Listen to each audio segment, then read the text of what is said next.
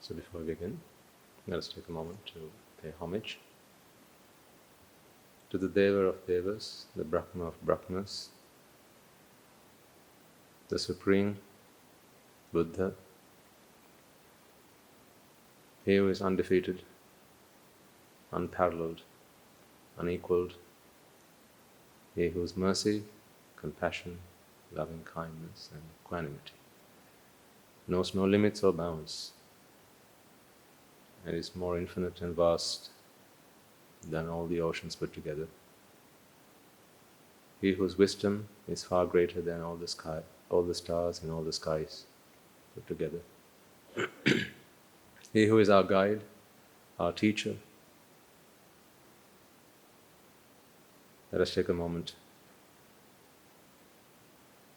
to pay veneration to him, and at the same time remind ourselves that this is an affirmation that we make as the greatest respect that we can show towards the Supreme One, is to fulfill the path that he proclaimed and laid down for us. So that is what we now take as our oath. Namo tassa bhagavato arahato samma sambuddhassa. Namo tassa bhagavato arahato samma sambuddhassa. Namo tassa bhagavato arahato samma sambuddhassa. You know, it's a good day when the numbers are small. That's always how it works.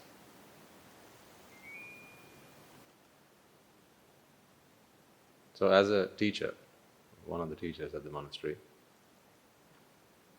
I have 1, 2, 3, 4, 5, 6 students who take instruction from me, and let me put it this way, I have the privilege of giving instruction and guiding 6 great men on their path to their salvation, and to guide them, to guide others. So that's an honor and a privilege that I have. So whenever we meet, at least once a week, where they come to see their teacher, so that is a practice that we have at the monastery. Every monk, anagarika and anagarika, each and every one of them has a teacher assigned to them, who takes great care for their students and of their students. Weekly check-ins are mandatory. In addition to that, when they are sailing rough waters sometimes, you get your daily catch-ups as well, if it's needed. And on these occasions, they will come and ask questions that they have. It could be sometimes questions in the Dhamma, sometimes it could be advice that they need on practicing the path, sometimes it can be how to overcome some obstacles and challenges that they have found on their way. And on these occasions, I myself am impressed by the things that come out of this mouth.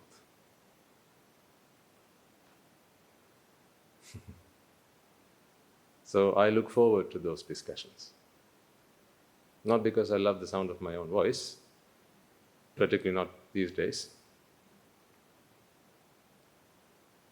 but the things that I get to hear during those chats, they're very profound, which is time and time again proof to me that it is not me who's doing it, because then I should be able to do it even in their absence. It doesn't work like that. I don't think I'd be able to do the same if I walked up to a rubber tree and looked at it and started talking to it. It doesn't work like that. Any effect is the result of causes coming together. So, as I said, when the numbers are small, the Dhamma becomes sharper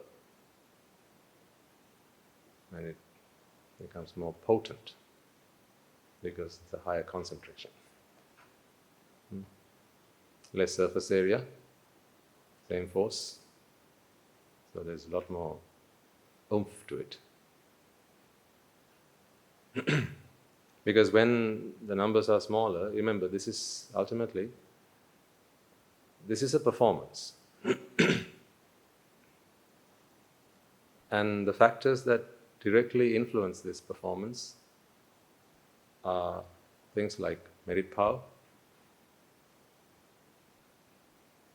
how much the person who's doing the performance cares about the fact that there are minds that need healing. So it's a combination of those two things. And when, imagine if you were the only person in this room, then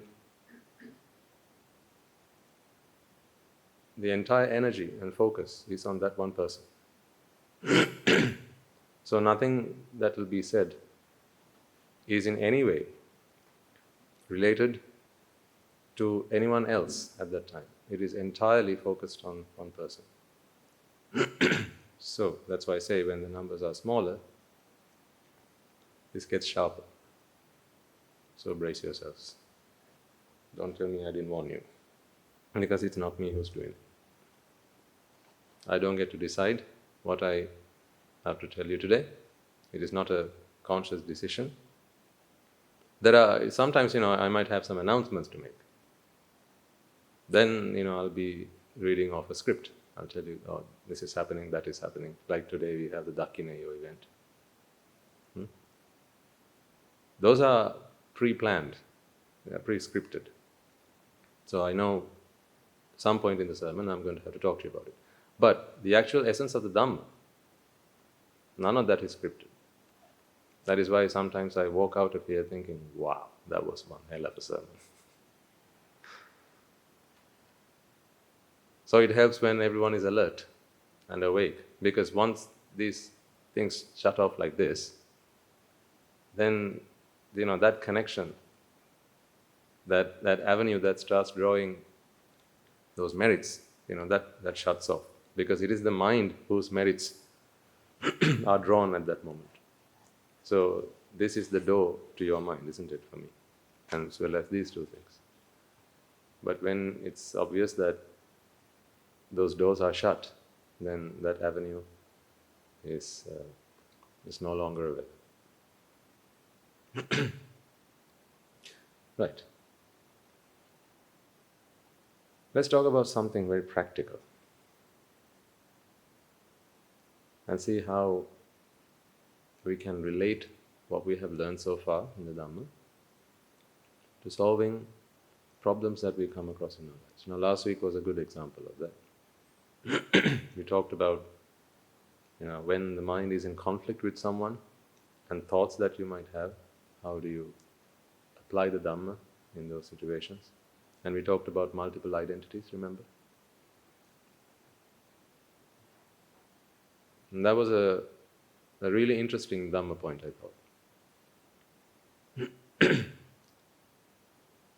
It is proof, indeed, that this self that you feel, although you feel that it is a unique, a standalone identity, it was proof that it is not something like that. The very fact that you can be someone else in two different times, right? One person now and someone else the next moment. The fact that you are still a child and then later on you become an adult and then you think you are a mother or a father, right? Or you become an uncle, or you become a grandparent and you think, now I'm Achi Amma. All of this is proof that this self is something that is made on the fly.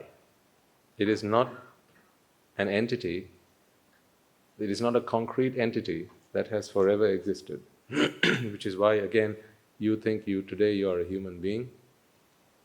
When the body changes, you think you are now a deva. And when the outside shell, this is the shell out, the outside shell changes, you are a man. Think about some people who go through, procedures, sex changes, gender changes, right? Sometimes they find it difficult to identify themselves with what they see in the mirror. So they go under the knife. Sometimes they get chemotherapy and various other hormonal treatments and so on, because they don't identify with the shell. So they go through that treatment because they want to be somebody else. Inside they feel that they're someone else. Excuse me. And sometimes we get questions like, is it okay for that? Is that frowned upon in Buddhism? Like sometimes when some people come and ask me, what does Buddhism say about doing drugs? Recently someone asked me that question. Someone asked me, Swaminathan, what about doing weed?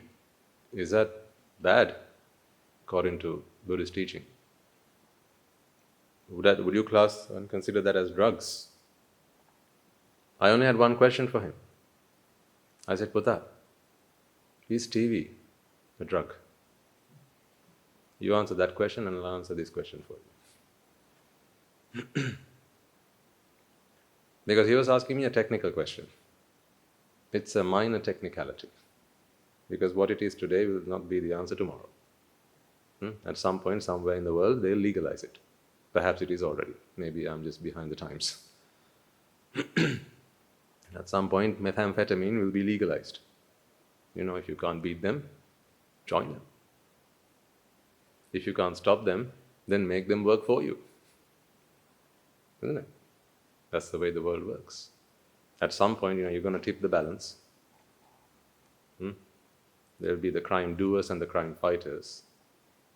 Right? It is only natural and organic. This time, the crime doers are always going to keep going up in numbers because their force is much greater and much more virulent than the force of the crime fighters, because they have to be paid. The crime doers don't have to be paid. They do it for some other reasons, other motives. Yeah. So then what's going to happen is the crime doers are going to win, as they have already. The very fact that these things are on the rise means, the crime fighters, they're already on the back foot. And it's not a war that can be won that way. So that's why I said it was simply a technical question. Is weed, bad? Do you think there is drugs? So I said, I have a life question for you. You have a technical question. I have a life question. Is TV bad? Is that an addiction? Is that a drug? What about chocolate? Is that a drug?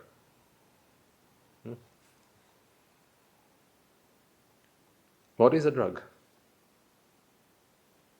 Is it a chemical substance that they produce in a laboratory somewhere, or maybe that grows on a plant that you can extract from it, and when you take it, you start seeing hallucinations? Well, what about TV? When you switch it on, don't you start seeing hallucinations? Huh? What is Randepaya all about? Aren't they hallucinations? Is a film not a hallucination? Switch it on. Transformers. What is a hallucination? When what you're seeing is something that is not real. You switch on TV, now you see a film. What is that film? It's a hallucination. And for the duration of that film, do you at least for a moment step outside into the real world? You forget hunger. When you do drugs, you forget hunger.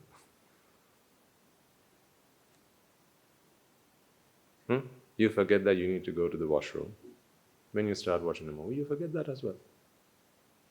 Fortunately, breathing is involuntary.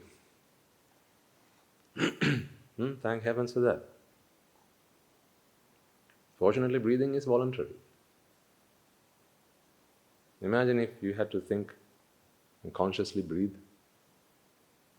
Then they would make movies illegal. Because if that movie runs for 3 hours, do you even sense time running? By the point you've watched that film, you look at the watch clock and you go, what? God, I'm late.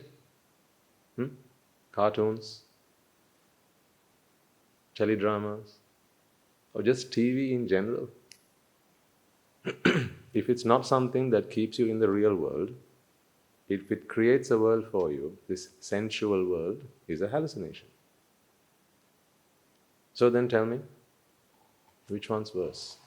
Heroin, ice, or television?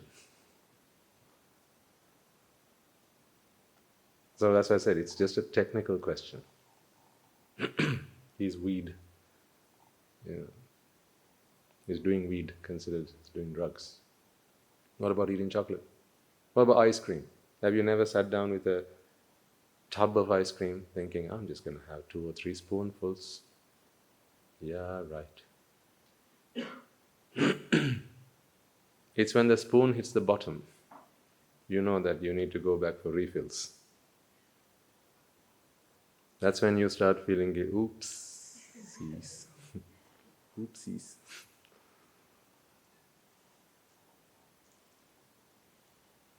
You forget that you had a pact between Malli and Nangi.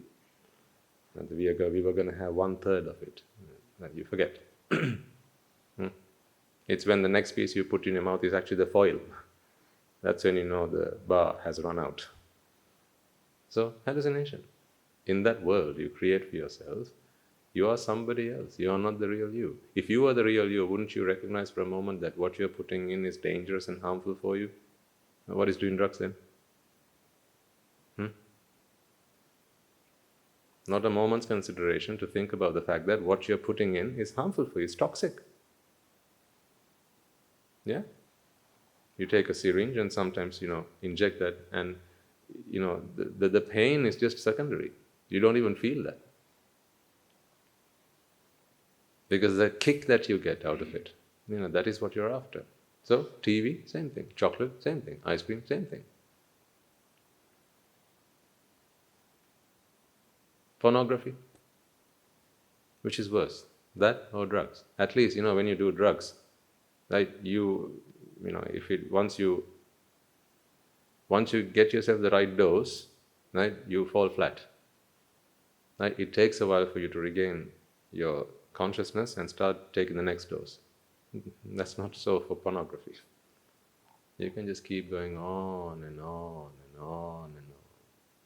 That's why they say, Natti rago samanaggi, the Buddha says. There is no fire like the fire of desire. Wow.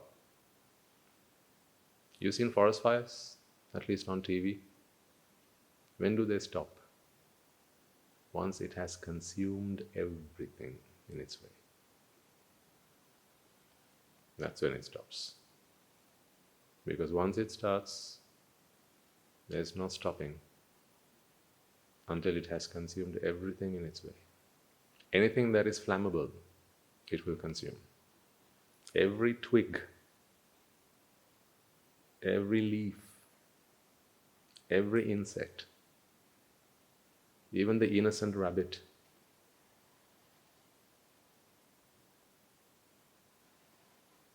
No mercy. That's why forest fires are dangerous. And to start it, you just need one spark. Isn't it? One spark is enough. See? Of course, these are similes from the perfect one. So, it has to be the perfect simile. Now go in your minds to times when you felt desire. How one thing after the other just kept on growing, kept on growing, kept on growing. How come people can binge on whatever? The fact that you can binge on something means what you're doing doesn't stop you. It doesn't satisfy you. That's why you can binge on something. You can binge watch, you can binge drink, you can binge eat. Means it does not satisfy. The fact that you can binge means, for anyone with half a brain cell, you can begin to wonder, the fact that I can binge on something means it does not do what I'm hoping to get out of it. You got to think about this. But of course not in that moment, because in that moment all common sense goes out the window. That is not the time for common sense. That is the time for no sense. Young people in the audience, used to be young people in the audience, soon to be young people in the audience, all of you.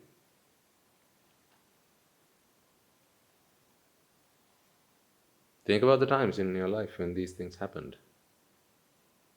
Music is another. As harmless as it may seem, some people you can't get their headsets off. Haven't you seen people like that? I've seen less of it here, but I know if it's out there, eventually it will be here. That's the way it works, right?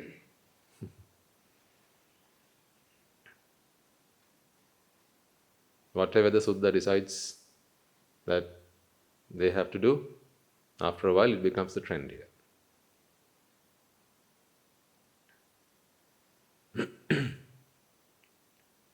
Remember when trousers used to be worn to the waist, and then after a while, people thought, well, why bother all the way up?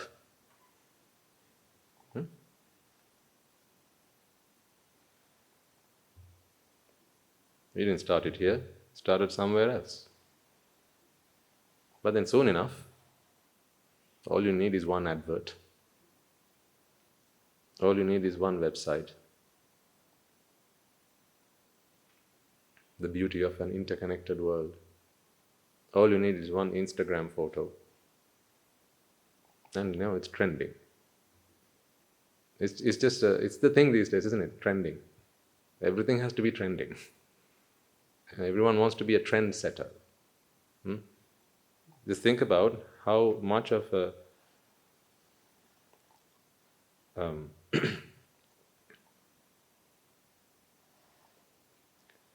how much they lack in self-esteem. For someone to want to be a trendsetter, what they're looking for is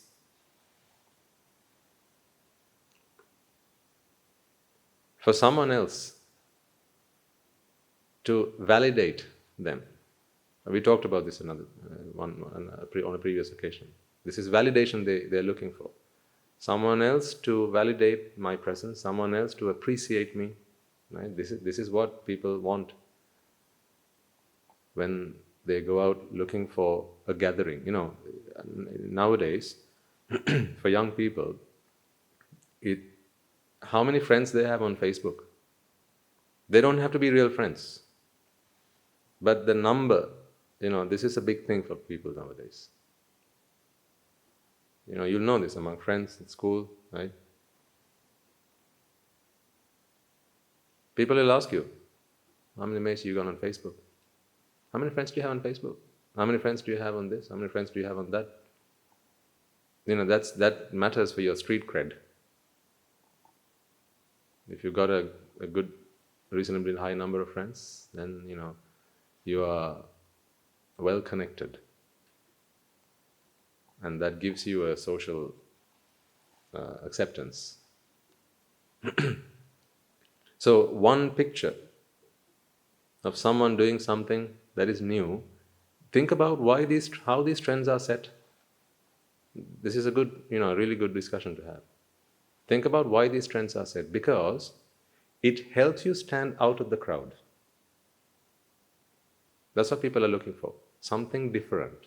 Something to help me separate myself. See, we come back to the Mecca.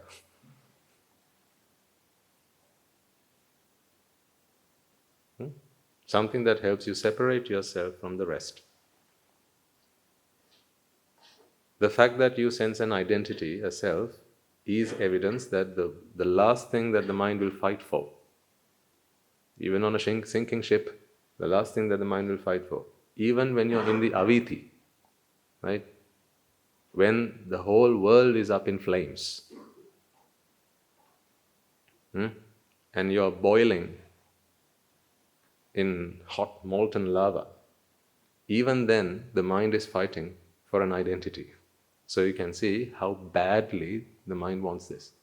So that being the case, because even in the aviti, when all hell has broken loose, quite literally, right? Even then, the mind still feels that I am a self, right? So that happens when there's a relief from vexation, right? So can you see, even when you're in the aviti, there's still a bigger vexation than that? The vexation to identify yourself. So which do you think is worse? This vexation to free oneself from the aviti, or the vexation to free oneself from not sensing a self identity? The latter. That's why he saved us from hell. I don't know whether those hells exist or not, but I know he saved me from another kind of hell. That's the hell he saved me from. A hell that is much worse than those hells. A hell that is much worse than the purgatories, the flaming hells, the toxic lava hell. People will ask, do these hells exist? Swaminas, I've never seen them. Have you seen them? I say, no. I've not seen them. When life is hell, why are you looking for another hell? But we make life hell because we don't understand the Dhamma, and the Buddha came here to save us from hell. Now you don't need to ask which hell. So that is how badly the mind wishes to achieve this sense of separation, identity, uniqueness. So now imagine then, when everyone's doing the same thing, when everyone's walking forward, imagine if you saw a video clip, a YouTube short, where someone's doing the moonwalk. Now what does everyone else want to do now? The moonwalk. Why? No one else is doing it. So if I do that, I stand out of the crowd.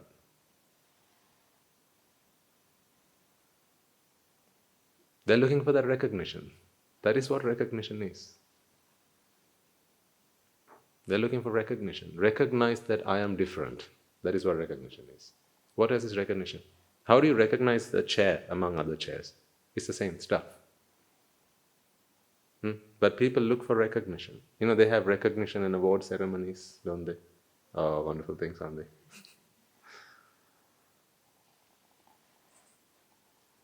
Why is it such a big deal to be first in class? Because you get recognized among your peers. You stand out. That's why it matters to you if you have, everyone else sits on a standard chair and you have a swiveling chair. Recognition. That's why when your office is glass walls, and everyone else is sat in the general office area, you get recognition. You are recognized as a separate person, a separate identity, a separate entity.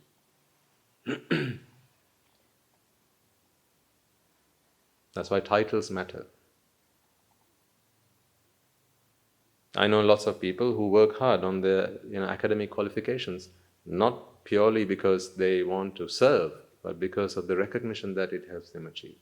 Sometimes they'll work hard to get themselves maybe, say, a PhD in whatever field, and then what they'll go on to do is completely unrelated to their field of study. So much so, these days you can buy some of those titles.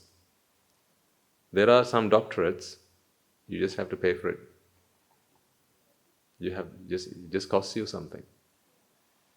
When man can nowadays buy himself a plot of land on the moon, and not in a million years will he ever set foot there, just so that he can say,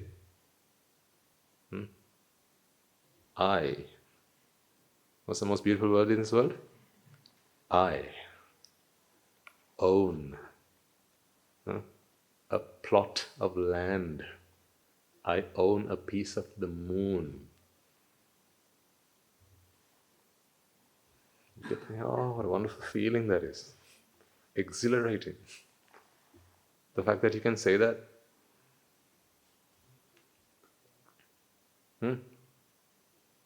What gets you faster from, say, Peta to Fort? Same thing, Nani? Two different places, right? Yeah. So, what gets you faster from Peta to Fort? Is it a Lamborghini or a Maruti? Remember, you have traffic. Remember, the roads are this wide and there are three-wheel drivers on the road. Okay?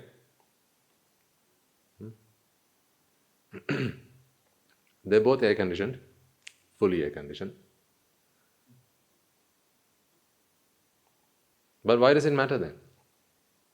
That what you're driving has to stand out. Why is it such a deal that, have you not seen some people when they get into a car, they'll rev the engine?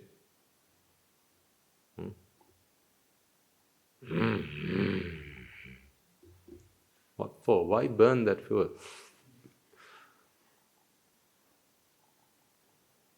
Zero efficiency at that moment, isn't it? Energy and no work done. Energy expended but no work done equals how much efficiency?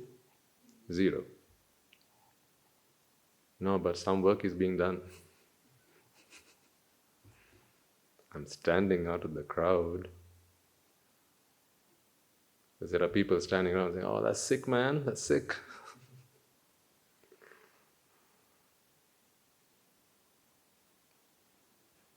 Recognition.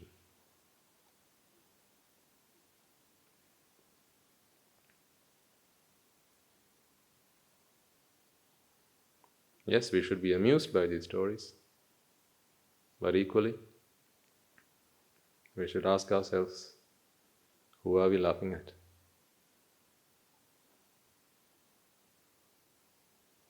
It's okay to laugh, provided one eye, maybe you are keeping on the world outside and I think that's funny, but remember the other eye should be in front of a mirror. That's when that laugh is okay. When half of your laugh is actually towards yourself. That's why I come here and lay it out bare about the things I used to do in my past. Sometimes I feel I need to bring with me a sick bag.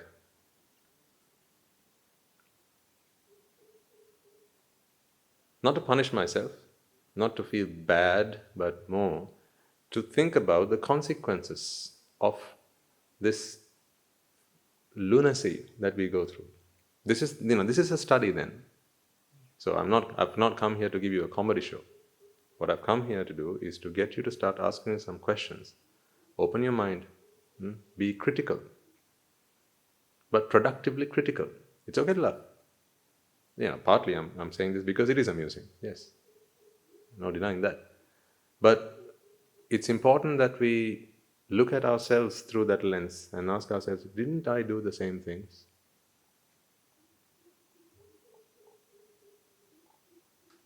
Was a tie worn and a coat worn simply because that was the office attire? Or did it matter how you looked in front of others? Those things were important. Parents, elders, adults in the room, how much for teenagers these days, teenage is synonymous, isn't it, with recognition and standing out of the crowd? At such a young age, think about what's going on in those minds. We try and save our children from abuse. We try and save them from abuse. And then we sit them in front of the TV. Now, what gives? You want to save them from strangers. You tell them, if someone gives you something, Puta, don't eat it. Bring it home and ask Appaji. If someone tries to touch you, right, and you're feeling uncomfortable, then please withdraw, okay, immediately, and go and talk to an adult. Talk to your teacher. Come and tell us. Now you do all that, but then they have a Facebook account. They have an Instagram account. They sit in front of the TV. Often parents ask me, how do we, Swaminatha, then, how do we isolate our children from all these bad influences in the world? You can't do that. How do we stop this asevanacha balana? You can't do that. What you need to do is the thing after it. Panditanancha sevana. If you have that, then asevanacha balanam is already happening. This sevana, or the association, is not the TV. It's you being able to filter. That's all happening wholly internally. Your ability to filter good from bad, right from wrong, samma from miccha. That ability only happens when you have the thing that comes after that, panditananja sevana. This is the part that most people, most parents actually forget to think about. They'll try and keep their children safe, but they won't give them the noble association. A lot of parents, they take a lot of time and care, and they'll go to great lengths to keep their children from associating the wrong kind of crowd. And that's good. Sometimes, instead of putting children into group classes, what will parents do?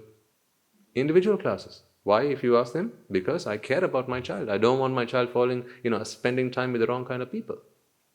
Excellent. What they're trying to do is to prevent them from associating the wrong kind of person, but they forget to do the other part. That's only half of the solution, and one that is not something that you can keep on doing forever, because to do that you have to always be around. See? If you're not going to teach your child right from wrong, and you're the one who's making that selection, those choices for them, then for them to be safe, who's always going to have to be around? You're going to have to be around. Think about what made you, what enabled you to become someone who can make those choices for your child, and do that for your child. Not feed it. Take it to the water and show it how to drink. That's what needs to be done. That's why asevanacha balanam is only half the solution. And that's very temporary. How can you do it forever? Honestly answer me, parents, is it practically possible to keep your children off the internet? No.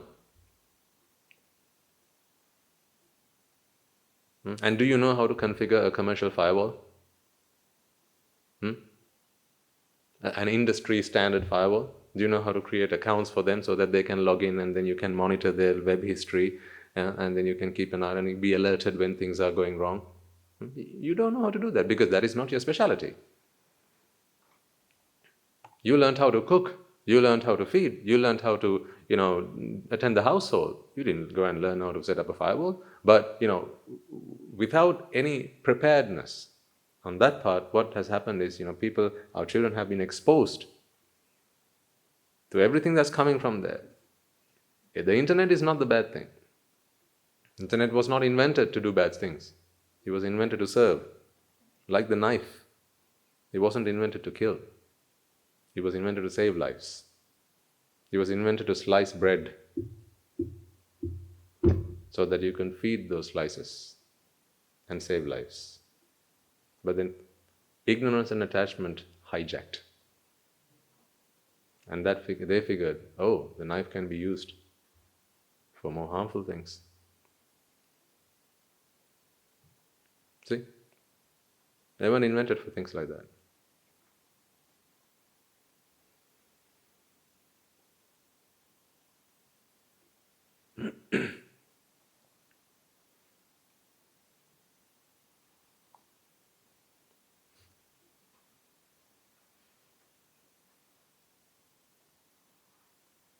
So the only way that you can save your children and yourselves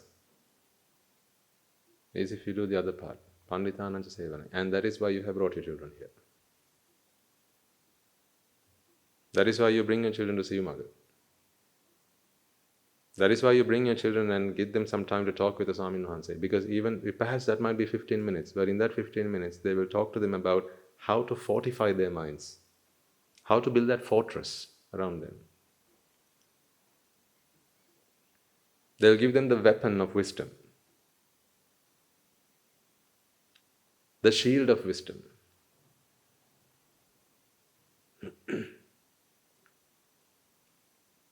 Make sure that when you plan your children's future, that you do that, right?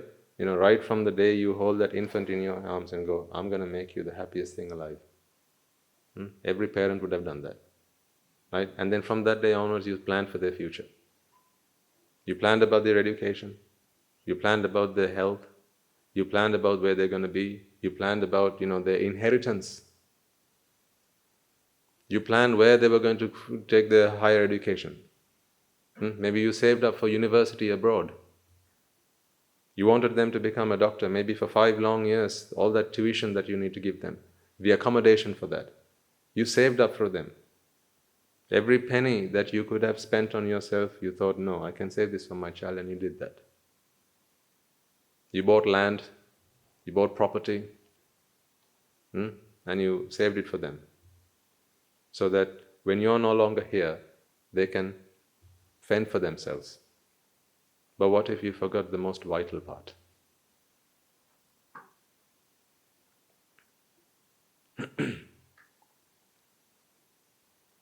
The Dhamma is the manual for life. There's no point giving someone a machine if they don't know how to operate it. Most of the time what people do is, all lots of home devices, equipment, they come with a manual, but what do we normally do? We take it out of the box, throw the packing out, and then there's a manual. But do we ever bother reading it? No. So what we normally do is we take it out, say a washing machine, you plug the thing, and you start fiddling with it, turn the knobs, press the button, see what happens. And then after a few times where, every time you put in, the clothes are coming out soapy, that's when you figure, right, I'm sick and tired of it, get that manual thing out. And now you start reading it. And say, so that's what we didn't do. But it was always there. We just don't feel we need to. Sometimes if you follow the instructions in the manual, you can make it last longer.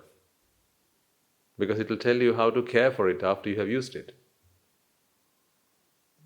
This device or this equipment will come with a 5-year guarantee. But with a caveat. That guarantee will only stand if you follow the instructions that the manufacturer has given in the booklet.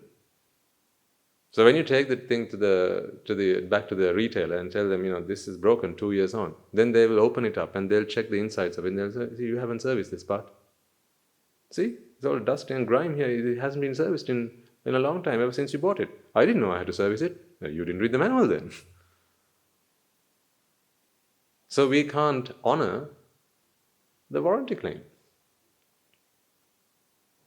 I'm sorry. See, you have all come into this world from the manufacturer. He's given you life. He's given you a guarantee, 70 years. Lifetime guarantee. What more could you ask for? There's a lifetime guarantee. This body is made to last for 70 years. Isn't it? Yeah. Fully equipped, full option. There are the ventilators. There are the digesters. There are the excretors. There are the circulators. There are the regulators. It's all there. Heat regulation. Biochemical regulation. But if you don't read the manual, you can shorten that 70 years all the way down to 20 years, 30 years, 40 years, and it will start breaking. Your liver is meant to last for 70 years, folks. Sometimes maybe 80 or even 90. It was built, German engineering. It was built to last 90 years. But why did it start going wrong 50 years on? With 20 years left, because you started putting in toxic substances. When you don't read the manual, this is what happens. This thing, this machine, this motor, this pump was designed to last a lifetime. It came with a lifetime guarantee. Meant to last for 90 years. Without skipping a beat. It was meant to last for 90 years. That's how your grandmother lasted that long. Didn't skip a beat. But what happened? You started putting in things that you shouldn't. You didn't keep it serviced. No maintenance. You didn't give it enough rest. Because if you read the manual, it would have said, right? Don't put in LDLs and VLDLs. Put in the HDLs. Careful about the triglycerides. Don't put in the fatty stuff. If you are put in the omega-3s, not the other fatty acids. Then they'll tell you, make sure you put this on a pair of legs and you stick it on a running machine for an hour a day. Have an apple a day, not a Snickers bar a day. It was all there in the manual.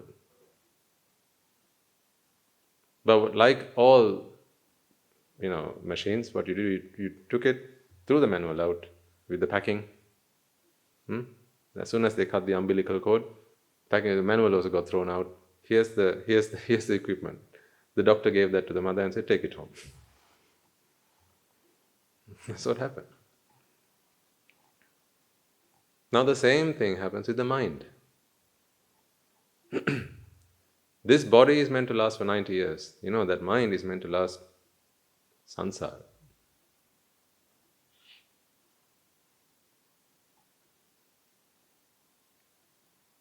The length of sansara is meant to last.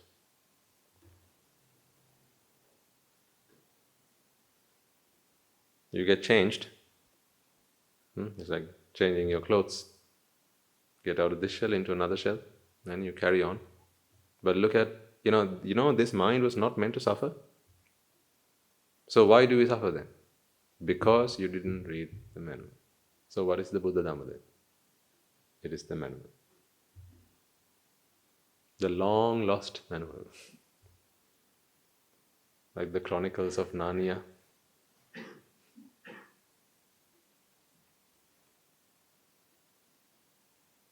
These are the chronicles of the mind. It tells you every single thing about it. Where it can go wrong, how to prevent it from going wrong, the kind of diseases that it can contract.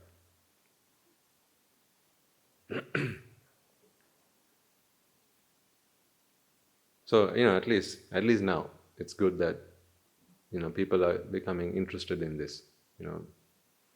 Better late than never, isn't it? Because the good thing about this manual is, if you start, no matter when you start, if you start, then from that point forward, you can fix it. Unlike some machines where, if it's too late, then you can't fix it again. This is not the case with the mind.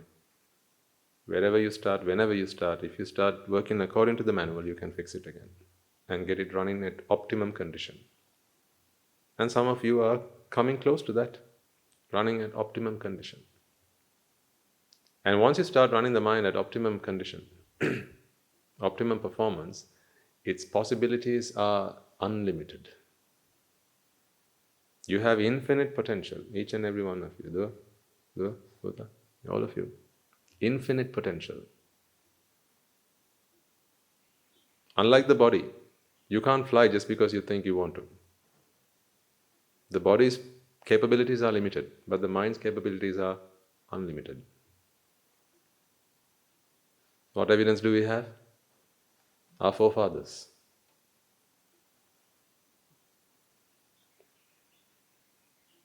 Unlimited potential. Look at what Guru Handra is doing.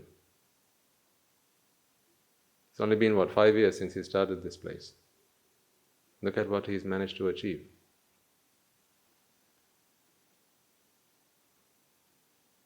The best thing that he's managed to achieve is he's managed to bring us all here. That is his biggest achievement. The fact that you and I, we are all both under one roof, that is what he has managed to achieve. Not the roof itself, but the fact that you and I are under that roof. This could be a banana leaf. That's okay. It doesn't have to be like this. We don't need 4 walls around it. It's all right. The fact that it's there is okay. That's a bonus, but that's not what matters. 200 odd people who roam this earth in the far corners, right? Here, there, everywhere. We've all come together. There's a secret sauce for that. It's not easy to get 2 people to live together. Huh? Don't we know that? So answer. Now times that by 10, 100.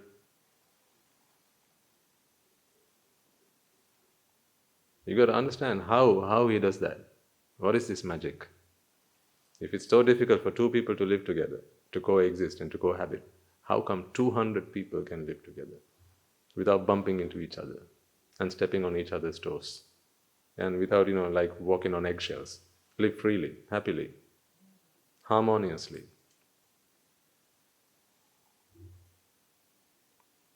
And there are many hundreds and thousands of people who come in every week, every single week.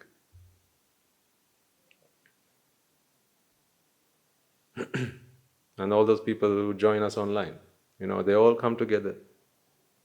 Either physically or virtually, they all come together. Because what I see is what he has mastered is the manual of the mind. Yesterday, a wonderful thing happened. He brought us together, the senior monks at the monastery, and he talked to us. He has tasked us with coming up with a program, which we tried to do just before Corona happened, to give each and every one of you, give you a journey to go on. Like in business, you'll know this as a customer journey. Those are the business terms, business lingo. But here what he wants is, for anyone who even comes close, he says it is our responsibility to spot their meritorious power and to exploit it. In other words, use it in their benefit. So even if someone comes and steps foot at the monastery, find a way, pave a path, create a journey for them from that point to their Nibbana, to their Arahathood. Pave that path. So that is the task he gave us. As I said, we started to do this. He called this a Kalanavata. Long time ago, we started about 2.5 years ago, about 3 years ago. Remember, we collected a lot of details and all that, but then the pandemic happened, then it all stopped. So he wants us to resume that. And at the end of this meeting, he said, "Do you know why we are so successful?" He asked us this question. He said, "We are so successful because none of us focus on ourselves." He said, that is the only reason that we are so successful. None of us focus on ourselves. He says, I might be Guru Hamdru and the leader of this organization. That is just a convention. I don't feel that way, he says. I don't feel that way. So I don't feel that it has to be I who has to do this. It just has to be done. Whoever takes this seat will do it. So therefore, nothing I have done so far, I have done for my self-sustenance. It has always been for others. And he says, I want all of you to be like that. Never do anything for yourself. Always do for others. For as long as we keep to that ethos, this place will flourish. But one day there may be someone who will think to themselves, oh, look at this, we've got so many devotees. We've got these projects going on, we've got that going on, all these people, they come and listen to my sermons. So I'm well known to them. So perhaps, I can start my own little thing. He says, if ever you decide to do that, then you will be the Judas. If ever you decide to do that, that will be the fracture that will split this place up. That will start to spell the end of this mission. Until then, there is nothing that anyone can do to attack us. And it is true. I say this fearlessly. I say it because, imagine this. Say someone wishes to be my enemy, right? They wish for nothing other than my destruction. How can they fight against me when I'm also after the same thing?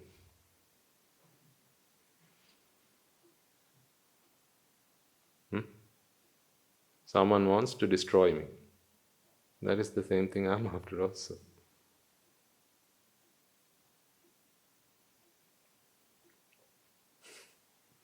So now how can I lose?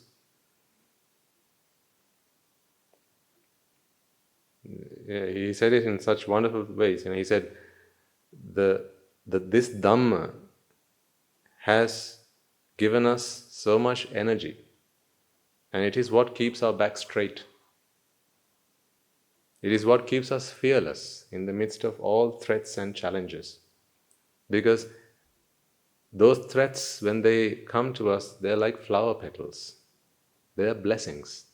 Someone wishes for my destruction. What else can I say than thank you?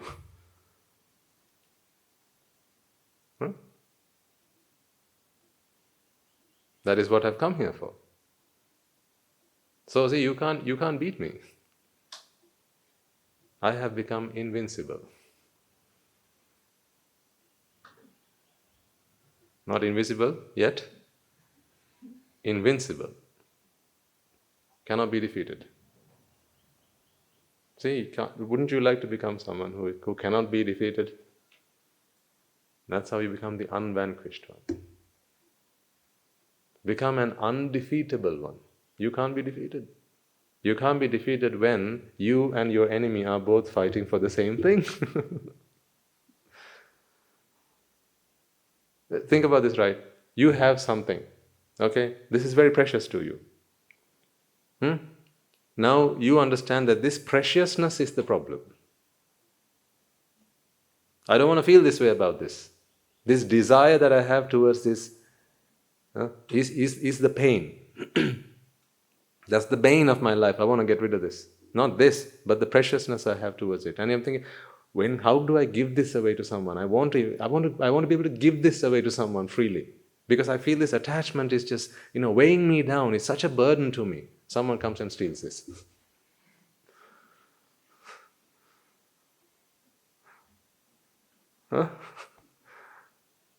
So how can you be robbed? This is my monkhood, folks. This is my monkhood.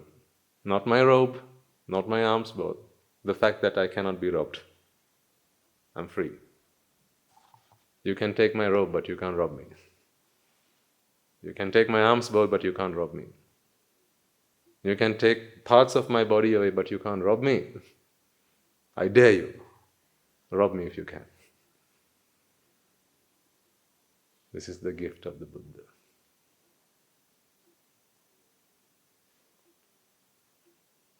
You're all so fortunate.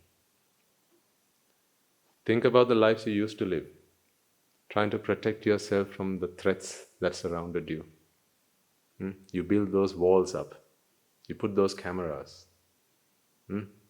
Fortified doors. Double locks. All for what? To keep you safe from the robbers, because you could be robbed. Now I teach you how you cannot be robbed. How much longer do you need to live inside four walls after that? Then you can open the doors and say, come on in, take whatever pleases you. And whilst you're taking that, I have something to tell you. You know, you also can become someone who cannot be robbed like me. You know, if it is this that brings the robbers to you, if it's this that brings the robbers to you, and once they're there, if you can give them what you want to give them, open the doors, let them come in. Because if what you give is what you get, and if you can give them peace of mind, if you can teach them, if you can show them the way to true freedom, why does someone rob? They rob because they think their happiness is in this. But when your happiness is all within, now your happiness cannot be taken away from you. You can't be robbed of your happiness. You can't be robbed of your peace.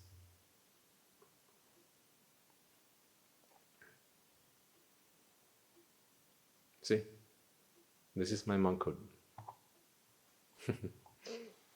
Now you still ask, why did you decide to ordain Swaminathan?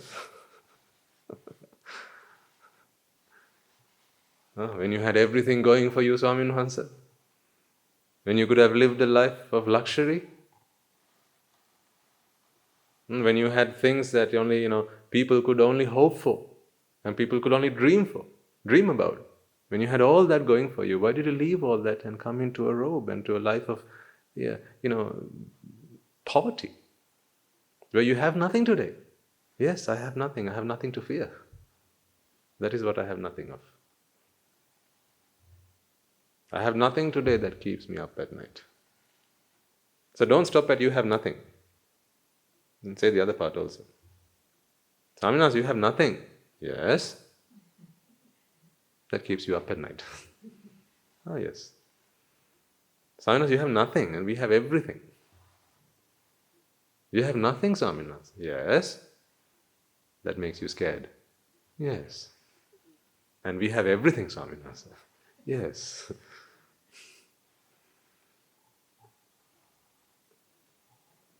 Isn't nothing everything?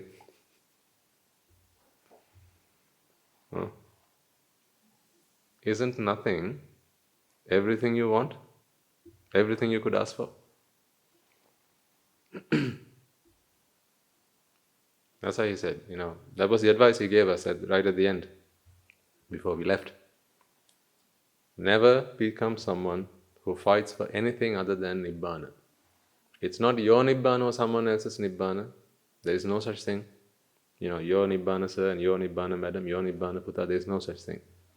Your lack of understanding of what Nibbana is what makes you think that there's a self that's aiming and fighting for Nibbana. Then there's this my Nibbana, their Nibbana, his Nibbana, her Nibbana. There's no such thing. It is because Nibbana hasn't settled in, that's why you feel that there's an I, and there's a he, and there's a she, and there's an it, and so on. These are just minds looking for Nibbana. So, there's Nibbana. Fight for Nibbana. Always aside with Nibbana.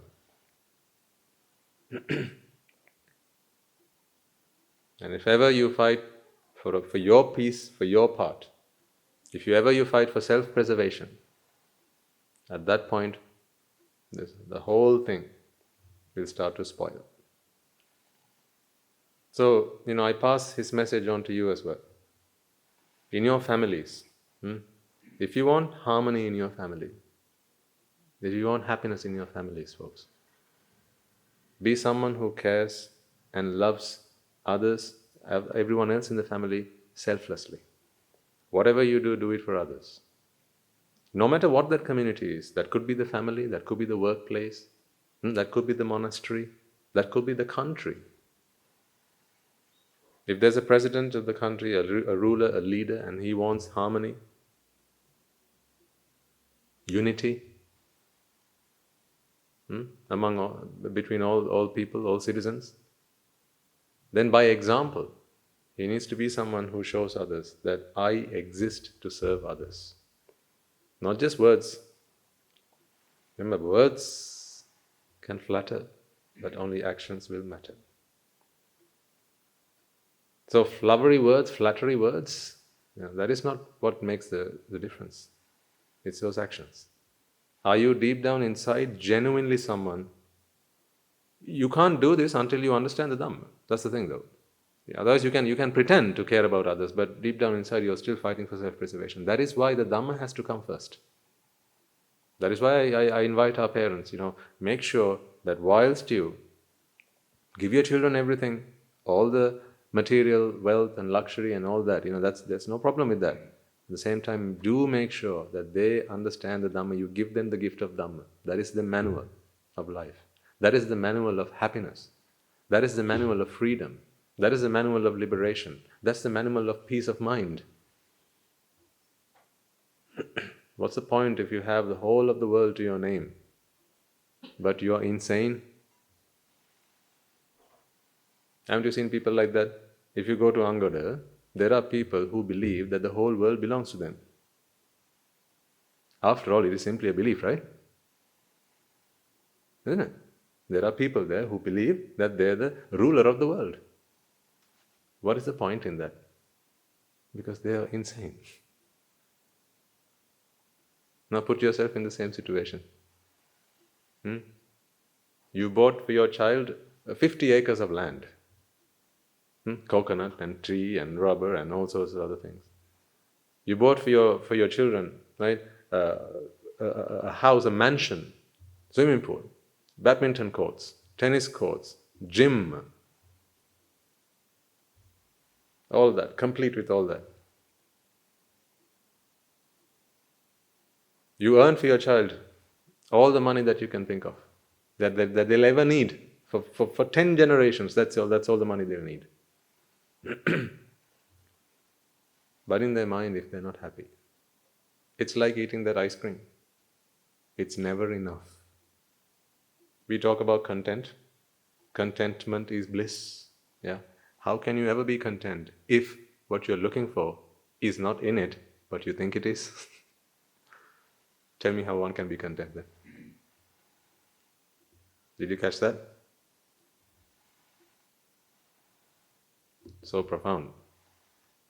That's why I'm saying this is not me doing the sermon. How can you ever be content if what you're looking for is not in it, but you think it is? Every time you put it into your mouth, you're never satisfied, but you think it will be in the next one. You keep on doing it. How can contentment ever happen to you? Never. So we can sing songs about contentment, we can write poems about contentment, we can tell parables and fables about contentment. But if the Dhamma, the manual of contentment, is not deep rooted in our hearts, then we don't, it's just a wishful thinking. That's why this is so important. What you're doing here with your children is the best gift you've ever given them. That I can tell you 1,000 times over, and still it is no exaggeration. What you are giving your children by bringing them here. And I'm not saying this just because I am here. I'm saying this because I'm also here. Meaning, I also came here for that very same thing. So not my being here, but I'm also here because I wanted that. You bringing yourself here is the best gift you've given yourself. Because here you receive that association. You receive people, you get the association of people who talk to you about the manual of life. Why you feel the way you do. They tell you why contentment can never be found in the things that you do. So therefore, all these pursuits are simply a waste of time. Because for some people, they make it their life's ambition to visit every restaurant in town. That is what they want to do before they die. Ask some people, what are the top 10 things you want to do before they die? They'll give you a list of places they want to go. Yes or no? They'll give you a list of things they want to do. I want to do paragliding before I die. I want to go mountain climbing before I die. I want to go on a hike to the Himalayas before I die. See, these are dreams that people have. I want to own a supercar before I die. I want to jump from a helicopter before I die. I want to own a helicopter before I die. I want to set a world record before I die. Have you seen people do that? I want to own a tag hua before I die. See, things to do before you die.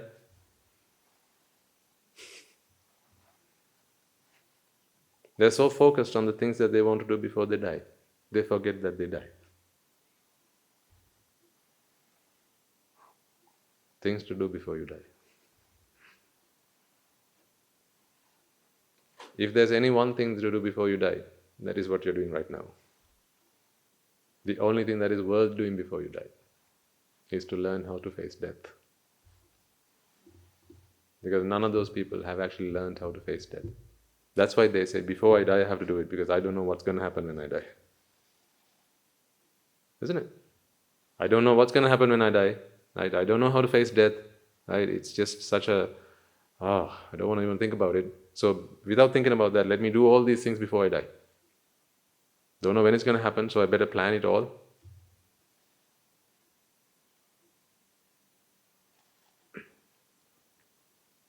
A man who's born crying, if he has to die crying, what matters what all the things he's done during his lifetime? Imagine, you migrated to another country, okay, right? In the hope of a good life. You went there empty-handed, let's say. All you had was the money for your ticket, and you bought the ticket, you landed there, and that was all you had. Then you had to go and find a friend to give you food and lodgings, okay? And then you spend there, maybe say 25, 30 years, and now it's time to come back. And at the airport, they ask you, right? Okay, or the taxation service, or what do they ask you? What are your assets? You empty your pockets. I haven't really earned anything for myself. Everything I earned, I spent. So you're going back home empty-handed? Yes. No, I don't have anything to my name. Now tell me, what was the point of you going there? If you say, I'm going there to earn a good living, I'm going there to earn something, make someone out of myself. You went there empty-handed, you're coming back empty-handed, then what have you achieved by going there? If you hadn't left the country, at least you would have had the money that you paid for the flight tickets. At least that you would have had for yourself. Now, in the same way, we've all been born human beings. We came crying. If you also have to leave crying, what empty lives those lives would be.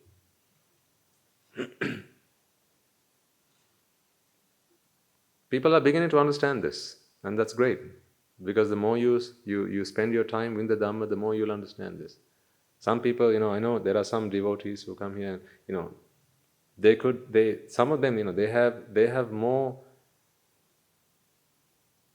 property, more assets, more value, more money than they could even dream of. Perhaps even you could even dream of. And they'll come and ask me sometimes questions like, Swaminaji, I've got all this, so I find it difficult to balance my life between earning my money, doing my business, and this Nibbana thing that you're talking about. How do I balance my time between these two things? I've got a business to look after, I've got people to look after, I've got a staff of several thousand people, I've got all these ventures going on, right? And I'm an important man in this country, so I have lots of things I need to be doing. So how do you expect me to balance all this, with this Dhamma thing that you're talking about?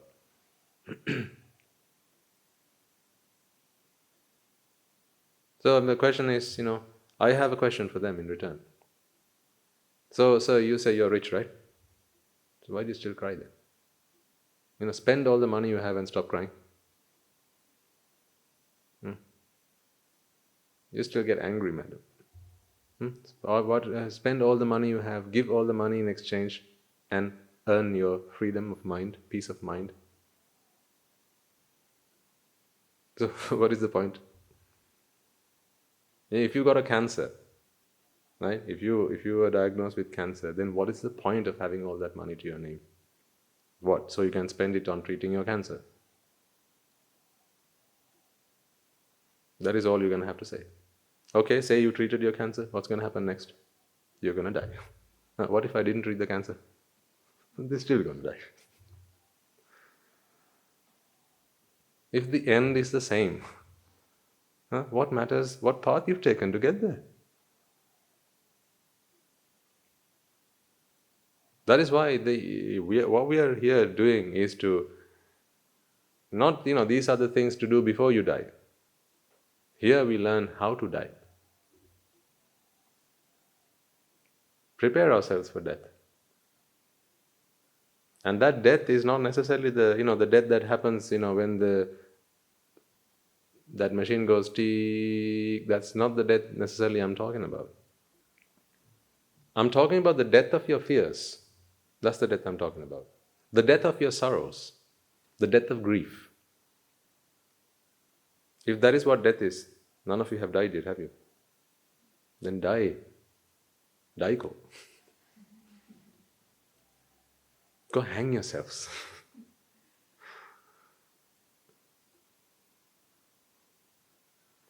The death of fear, the death of grief, the death of sorrow, the death of vexation, the death of the fire of desire that burns you and everything in your way. See, when the fire of desire ignites within a man, right?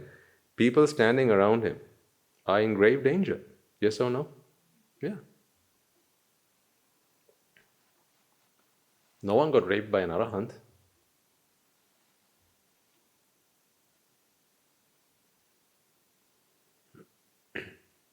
So if you are still someone who burns and is consumed by the rage of desire, or by the fire of desire, then the people around you have to always live, in fear.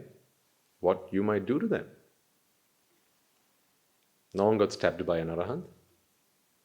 No one got decapitated by an arahant. No one got murdered by an arahant.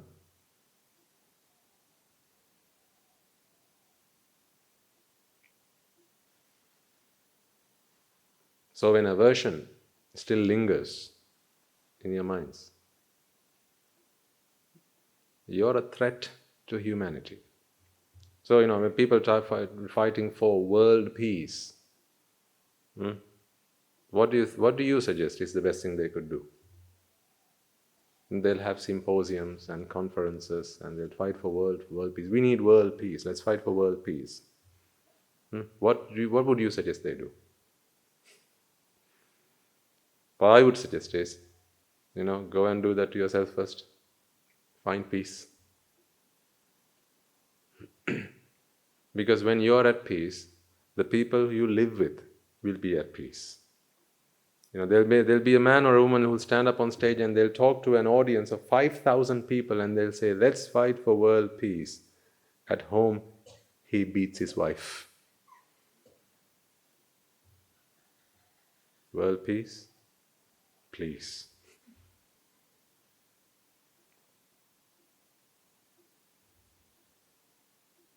World peace. What's the point?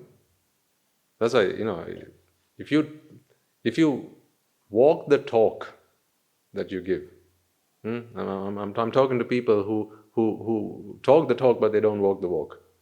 If people walk the talk that they give, then they will be doing what you're doing right now, folks. You're not just going around telling people, there's this Dhamma sermon, you should go and listen to it. Nice Niyama sermon, na? Niyama sermon? Great, wonderful sermon. Here's a CD, you should listen to it. In the temple there, you should go and listen to it. No, you're here in person, doing it yourselves. So you're not hypocrites. That is what matters.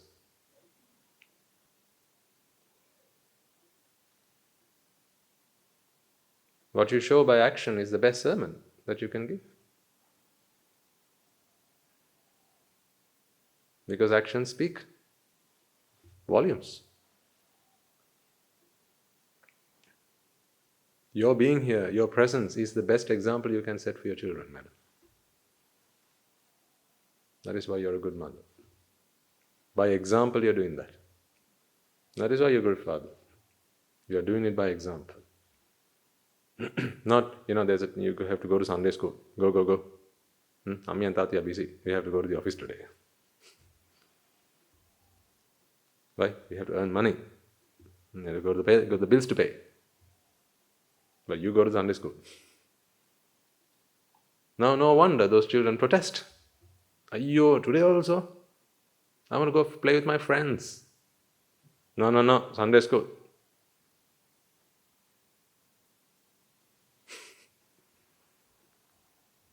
But when you are doing it yourself, isn't that the best example? Isn't that the best lesson you can give them? If we have chosen to do it, 50 years having lived on this planet and experienced what life is like, if at this point we have decided, no, this is what we need to do on a Saturday morning, on a Saturday afternoon, then isn't that what you should be doing also? That is the best example.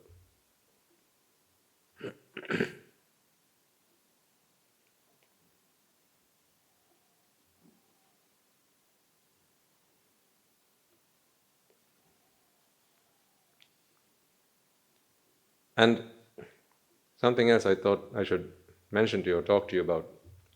You know how you all do merits and you make a firm resolve that made by the power of these merits we be able to attain Nibbana? Yeah?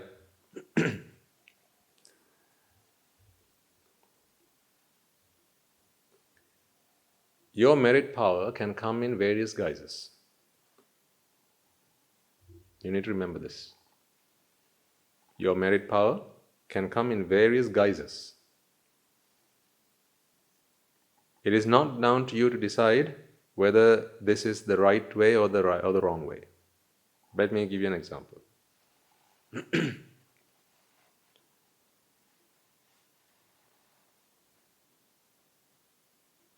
Say you are a very virtuous person. Now you're doing merits, you're doing lots of merits. Today you'll be doing lots of merits, and every time you do something, you're serving alms or you're laying out the path for the Swaminahanses or whatever, right? You're offering someone a chair, a glass of water, and you resolve, may by the power of these merits I be able to attain Nibbana. That force now begins to act because you release that energy. You release that force, and now that force will begin to act. That force may bring you something like this. For instance, it may bring in front of you your worst enemy. Sometimes it may bring in front of you something which at that moment you don't like. Perhaps it can do something that might make you angry.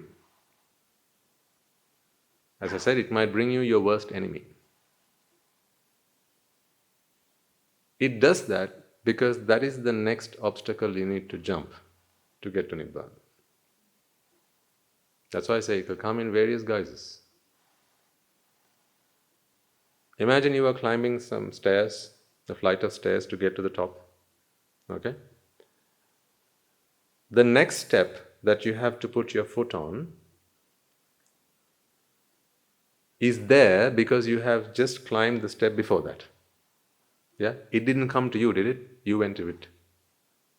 Fair enough? So they may say there are 10 steps in this flight of steps, and you are now on the 6th. Meaning, what's the next step? 7. So if you're on the 6th, the next one is the 7th. Yeah? The 7th one didn't come to you when you were on the 2nd step, did it? No, make way, I want to get to that guy. No, it didn't do that. It was there, just waiting for you to come to the 6th one. So by the time you come to the 6th one, the 7th step presents itself to you. What is that step there for? To take you to the 8th step. That is what the 7th one does. Please think about this, folks. This is a gift I'm giving you. Because if you understand what I'm saying here, what I'm sharing with you here, every obstacle and every challenge that will come your way, you will go, yes. Nothing can face you after that. You will have such a positive attitude towards life and all the vicissitudes that life will throw at you, that nothing can rob you of your happiness. So the sixth step is there. Oh, you're on the sixth step now, and the seventh step has presented itself to you because you have pre-qualified yourself. You have qualified yourself to be present to the seventh step because you're on the sixth step. And how did the sixth step get there? You are on the fifth step. So your being on the fifth step was the invitation for the sixth step to come to you. Yeah? In fact, it didn't come to you. You walked up to it. So with the seventh step there, or the sixth step there, that is there to take you to the next step up. Because you started, when you were at the bottom of this flight of stairs, you looked at the top and said, I want to get there. And may everything that come in my way help me get there. So what are the steps doing? It's coming in your way. They're getting in your way to do what for you? To help you get to the top. Isn't that what you asked for? Isn't that what you asked for? Your merit power will bring you one of few things. One, it will give you the supporting environment, what we call the Upanishad, the supporting environment. Included in this are the 4 requisites, because you need to sustain this, keep this healthy, keep this fit enough, so that you can do the internal job. Yeah? So you can't be hungry, you can't be thirsty, you can't be hot, you can't be sweltering, sweating, and so on. It's difficult to do it when it's like that. So, a comfortable environment. That, one of those things your merits will do. So, your offering of alms today will help you with that. Ayuvanna, Sapa Bala, Patibana, Panchani Sansa. That will do. Secondly, especially that last part, Patibana, it will bring you wisdom. And it will usually package wisdom up in a thing called a teacher. So they come in little packages called teachers. What does? Wisdom. They come in little packages called teachers. Do remember, this is your merit working for you. I'm not here because I'm a good guy. I'm here because you earned it. That's why not everyone is here. This is your merit. You have your merits to thank for it, not me. In the Buddha's words, I have attained Buddhahood.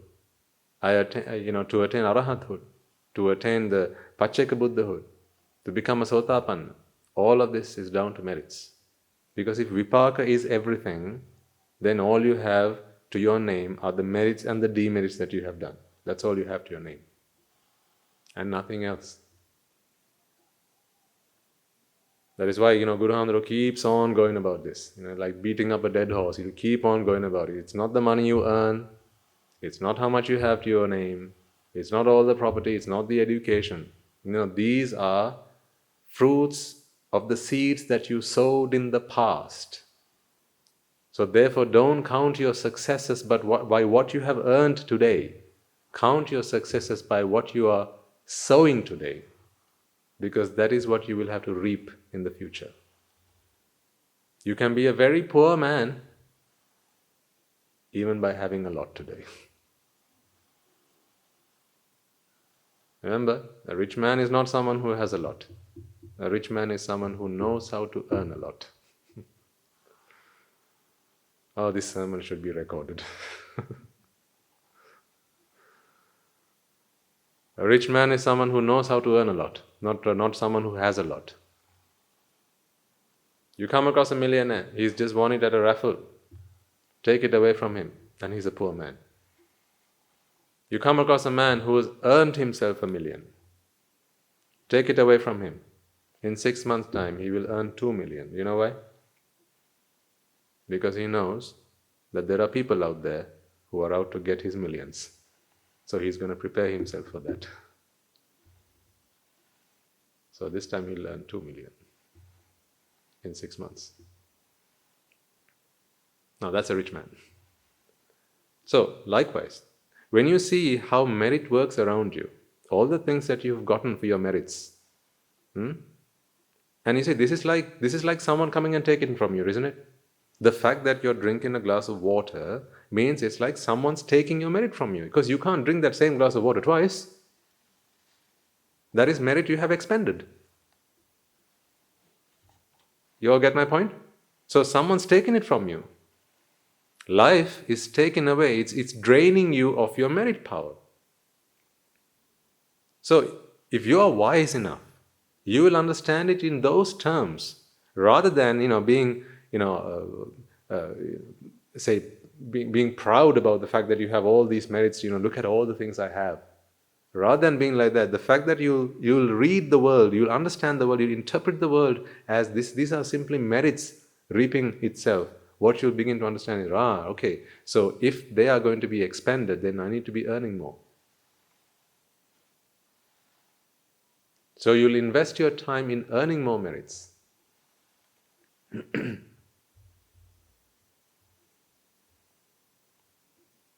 That is what wise people should be doing. And that is what you're doing. Whereas the fool will simply enjoy what he has earned. He'll simply enjoy. What he's got, he'll enjoy. That's why I say, give a fool $1 million in a very short period of time. What will he be again? Penniless. But give a wise man $1 million, and in a little period of time, he will become a multimillionaire. Why? Because he understands this came, and in the same way it can go. So before it goes, I'm going to multiply this. That is the investor mindset. Be investors.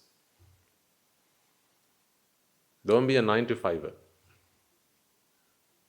Be an investor. This is your business, so mind it. This is an investment opportunity. Now we are talking, Now it's worth your money coming here. I'm talking about investment opportunities. Finally, on Saturday we are actually making use of it.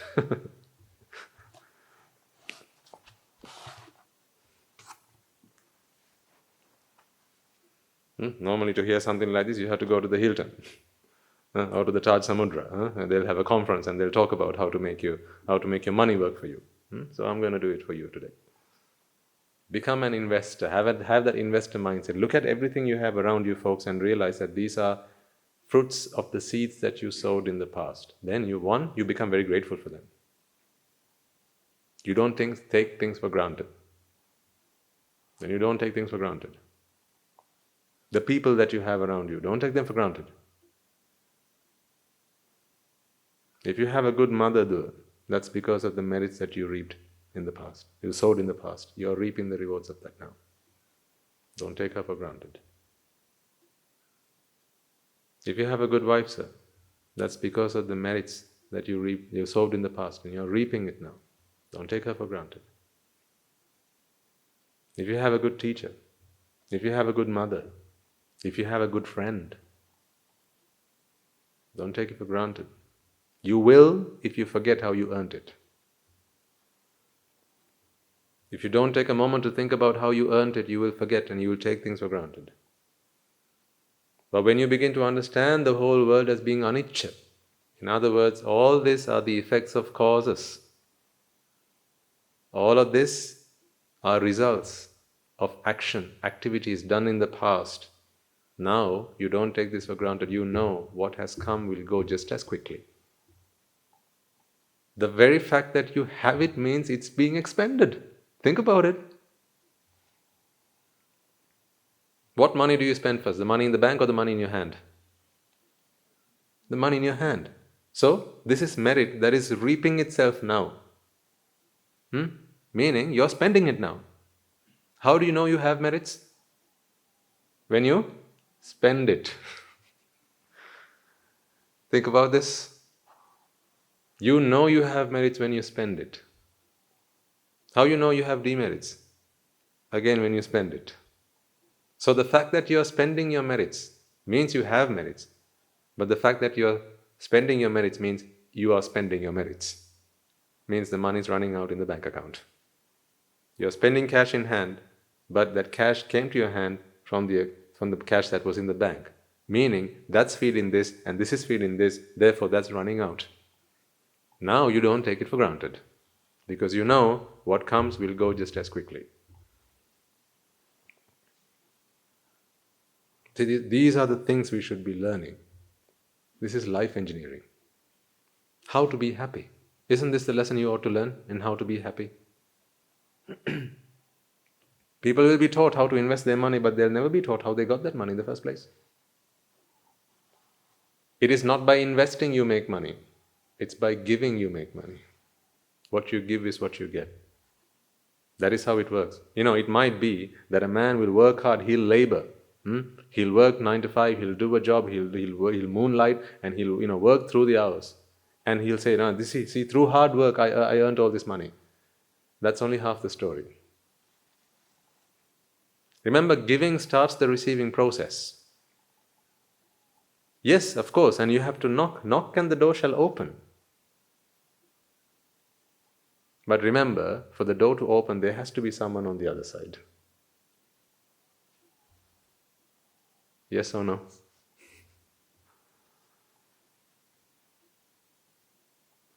Knock, and the door will open. Yes, if there is someone on the other side. So first, you got to make sure that there's someone on the other side. So yes, you have to work hard.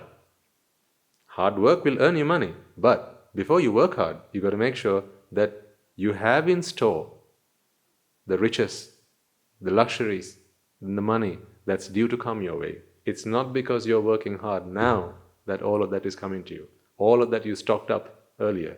Now you're simply knocking on the door, and it'll open if there's someone on the other side. Putting that someone on the other side you did earlier.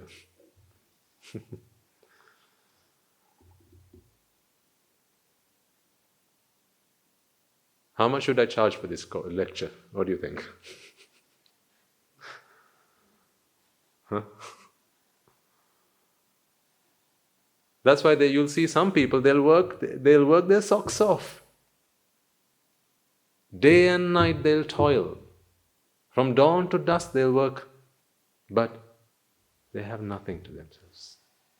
Nothing to their name.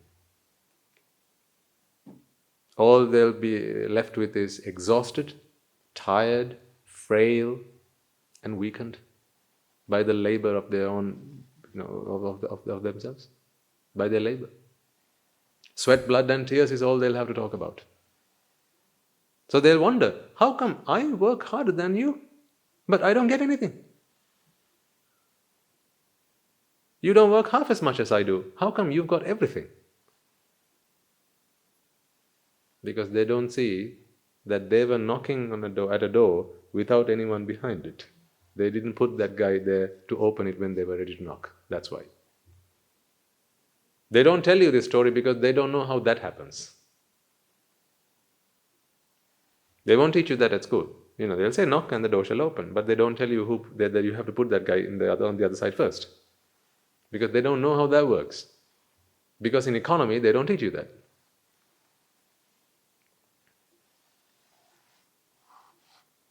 For that, you need to read the Manual of Life. So, whatever you want, folks, just give it. And then one day when you'll need it, all you have to do is that's it. But if you don't have the person on the other side, you'll be, hello, someone there, hello, please, hello, help.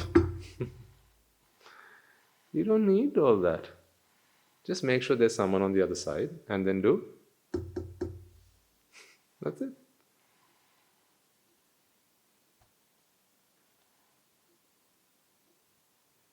Don't you know some of your friends maybe, They want to attain Nibbana.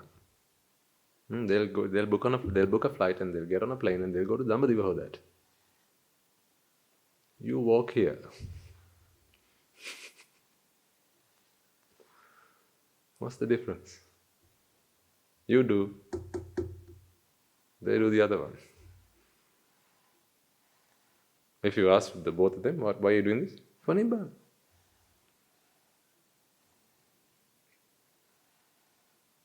What you reap is what you sow.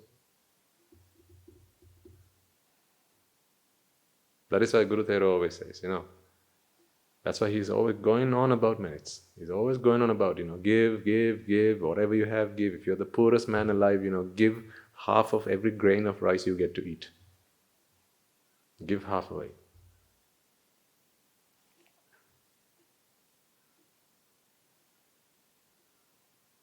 And that is so true.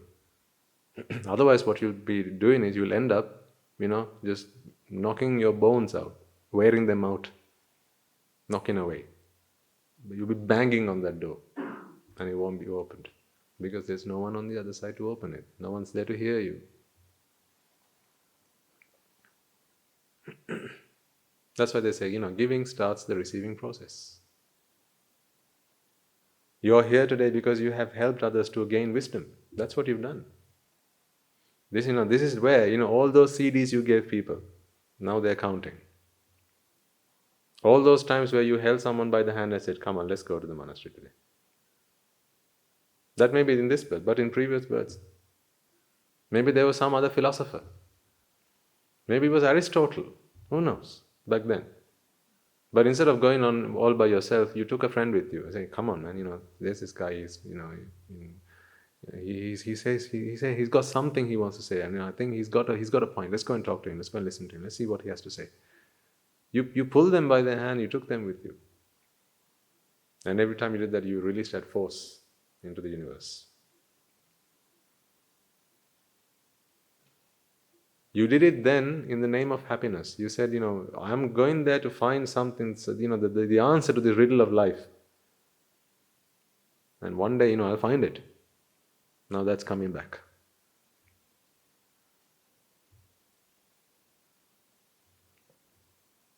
The trickiest part of this is you don't see that happening. That is why people don't have any faith in it. But at least if they stop to wonder, why is it that some people just keep on knocking and the door doesn't open? At least they've got to start to wonder, right? And then they call it luck. So if you ask me, is there such a thing called luck? Yeah. You just have to define it properly. Luck is making sure you've got someone on the other side there before you buy the sweep ticket. That is luck. So who makes your own luck? We make our own luck. I don't like to think that there's another power somewhere, another force somewhere that has to take responsibility for my actions or has to make life good for me.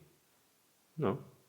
If I've got a mind, if I've got a conscience, if I can work diligently, if I've got everything I need to make the right choices, then why is it that I have to delegate my happiness to somebody else? And why do I allow someone else to decide how much I'm going to be happy, what quantity of happiness that I deserve? Let me be the decision maker of all that. And I am. See the choices I've made and where I am today. Are you going to tell me that someone else made those choices for me?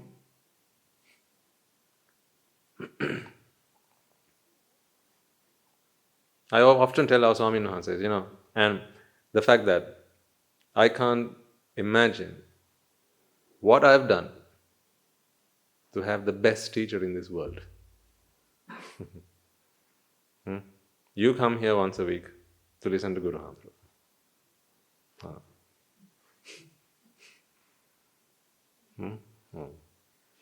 Okay. He's my teacher. So I share with my fellow monks what it is that one needs to do to get that. Because we don't keep Guru Musti.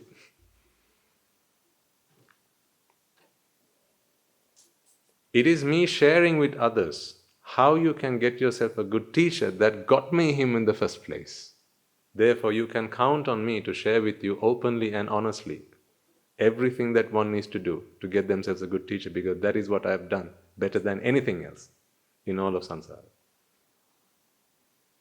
That is the proof I have. I've always been able to help other people, guide other people towards a good teacher. Look where that got me. Look where that got me. It's not the Dhamma, because the Dhamma is the same Dhamma everyone gets. But it's taking someone to the good teacher, to the rightful teacher, to the right person, to the right teacher. Taking the sick man to the right doctor. That process, that journey of inviting someone, inspiring someone, guiding someone, taking them by their hand and walking them if they are not prepared to walk all by themselves. That action, that generates a lot of power. And it is that power that today I'm enjoying. Because it's always what you give that you get. Whatever you give, you get. So, study me and see what I've got. Then you'll see what I've given. That's why I have a cough today. Because that's what I've given. If I have a headache, that's what I've given. If I have a backache, that's what I've given. How did the Buddha get a headache? He tells the story. How did he have a backache? He tells the story. How was it that when he was thirsty, he couldn't find something to drink? He tells the story.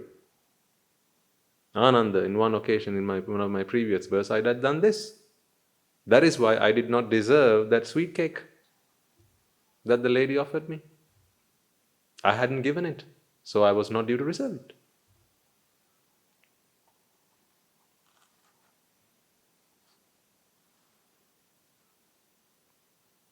So I ask you again, how much do you think I should charge for this seminar? Priceless, isn't it? Thank you for coming. Thanks to you, I got to hear me say these things. As this is neither you nor I doing this. This is energy. This is merit. This is vipāka. Therefore, I don't take credit for it. If I am to take credit for it, then I am illusioned. I am deluded. There's a vipāka of energy, and a deluded mind thinks that I am that vipāka energy. Now, how deluded must that be? That is ignorance. So it's not your merit either. It's just merit. Shortcomings in wisdom makes someone feel that this is my merit. That is when they take things for granted. Because if something's mine, then it's mine, right? So I take it for granted. But when something's not mine, it's there for a reason. Not because it's mine, it's there for a reason. This pen doesn't write because it's mine.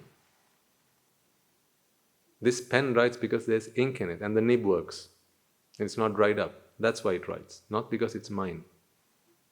So if you have possession of this, now you can write with it. Similarly, if there is merit, now that merit will bring you comforts in life. Not because it's your pen, therefore not because it's your merits. That in itself is the understanding that brings you from ping to kusal. So, whilst you enjoy, whatever merits bring you, at the same time, contemplate on the truth behind that as well. And the same goes for demerit. There will be times when demerit is acting.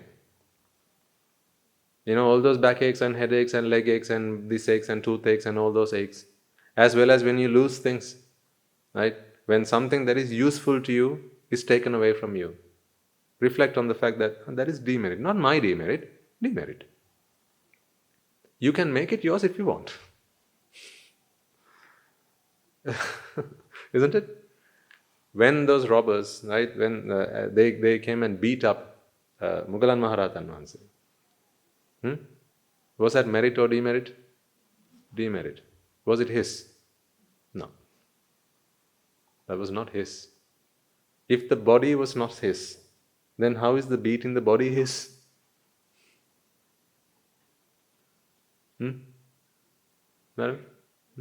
If the body is not his, so if the rupa is not his, and then if the vedana is also not his, if the sanya or the sankara or the vijnana is not his, then how is the beating his?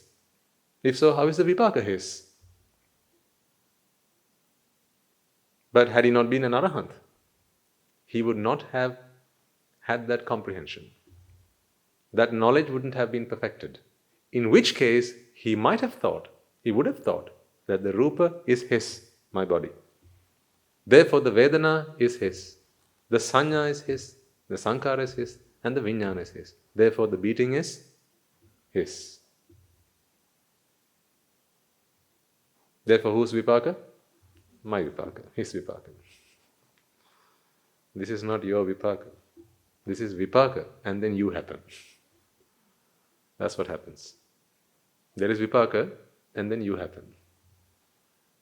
Because always, chakkuncha paticca rupecha uppajjati chakku vijnana. That is vipāka. Following on from that chakku vijnana, now the mind goes into vexation. And to relieve itself of vexation, jati happens. That is when his happens. That is when his happens. But the chakku and the rupa, they are all vipāka.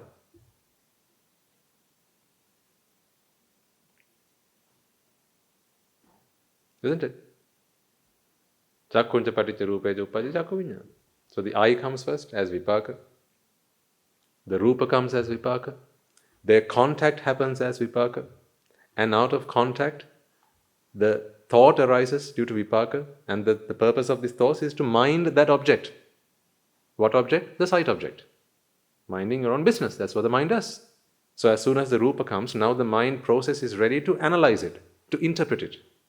So, receive, register, recognize, respond, perceive. This is what's going on. This is all vipāka driven. So that happens. And then after that happens, something else also happens which didn't happen for Moggallon Maharatan once. That is, you happen. Much like, first you were born, then you got given a name, right? You didn't get a name before you were born? The same way, right? First, this vipāka happens, and then you give it a name. You give it a name. You call it me. You call it Saman. You call it Vimal. You call it Natasha. You give it a name. Because you feel that it happened to you. Remember, the happening happened first. You happen later.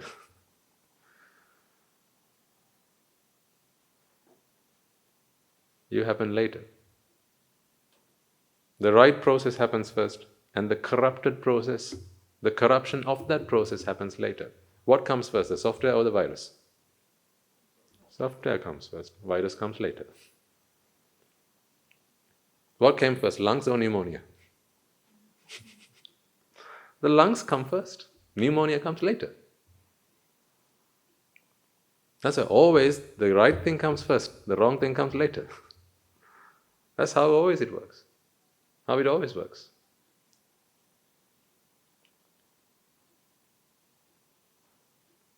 As a pure jatai, chakku vijnana pacce jatai. Rupe pure jatai, chakku vijnana pacce jatai. And in the same way, chakku vijnana pure jatai. This jati is pacce jatai. It comes later. Because this is when the mind goes insane. For the mind to be insane, it's got to come out first, right?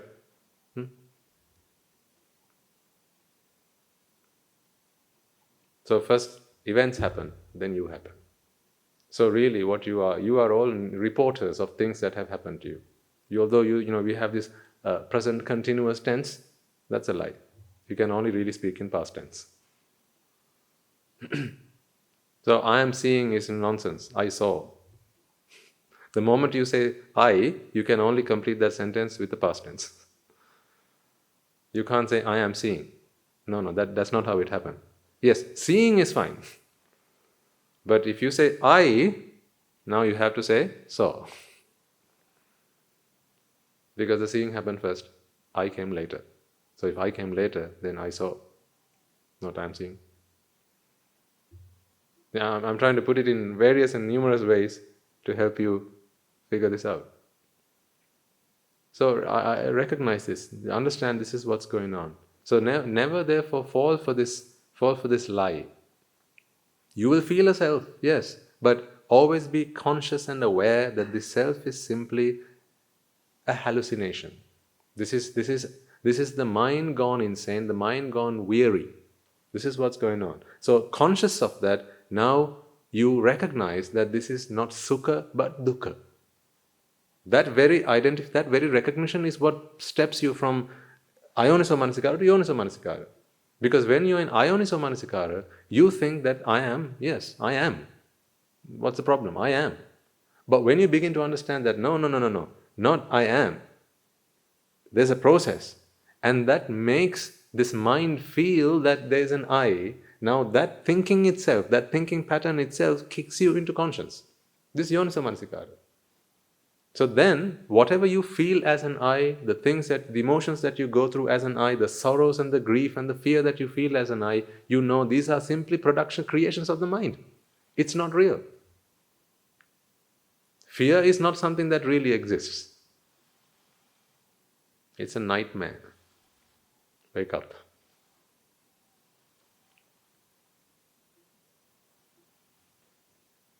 It's a nightmare. You know, when you're in a nightmare, when you're having a nightmare, you've all had nightmares, right? So you'll have heard people. Sometimes they scream. Elephants. Oh, I'm drowning. Heard people? Yeah. Nonetheless, they swear in their nightmares things that they would never even dream of saying while they're fully awake. Or maybe someone, in the nightmare they see they're falling off a helicopter without a parachute. We've all been there. We've been chased by elephants. We've been chased by a man wielding a weapon or a gun, right? Maybe ISIS. When those stories are there, right? Or when there's a tsunami or whatever, then you dream that it's happening to you, or maybe the roof of your house is collapsing. These are things that you have in your nightmares, right? Just think about it. I'm going to leave you with this for today, okay? Think about this and come back next week with what you have thought about it. This is a good exercise. When you're having these nightmares, I told you today was going to be a good day, right? When you have these nightmares, you scream out loud, right? So people who are stood next to you and they're awake, you're the one who's now dreaming, okay? You're asleep. People who are stood next to you, what do they hear you say? Save me! Help! Help! Help! I'm drowning! Oh, elephants! Save me! Now, those people who are awake, what should they do? Save you from the elephants? Exactly. No wonder, of course, you should be saying it. One of my best students. I said, drowning. Help me, I can't breathe. Can't breathe. What should they do? Bring you an oxygen mask?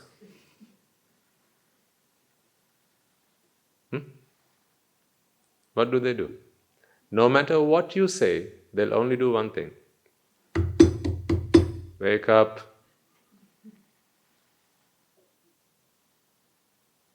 Yes? You scream out of fear. What do they say? Wake up. You're crying with grief. What do they say? Wake up. Maybe you're having a sensual dream. And you're saying things that you would never say in public, in the presence of other people. You're asking for someone. You want them to be with you. So there's a person stood next to you. He's awake. What does he say? Hey, wake up. So no matter what you say, what will they always say? Wake up. What do you hear me say? Wake up. I will never give you what you ask for.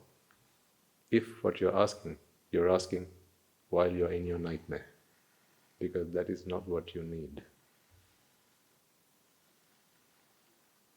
You're asking me to save you from elephants chasing you. I'm not going to do that. I'm going to say, wake up. You're asking me to save you from drowning. I'm not going to do that. I'm going to say, wake up. You come and tell me I feel these sensual thoughts and it's burning me. I'm dying from it. Oh my God, I can't walk on the road. I can't be at home. When I switch on the internet, all these things, they just completely consume me. So I'm in answer, what do I do? How do I control my internet usage? What do I say? Wake up.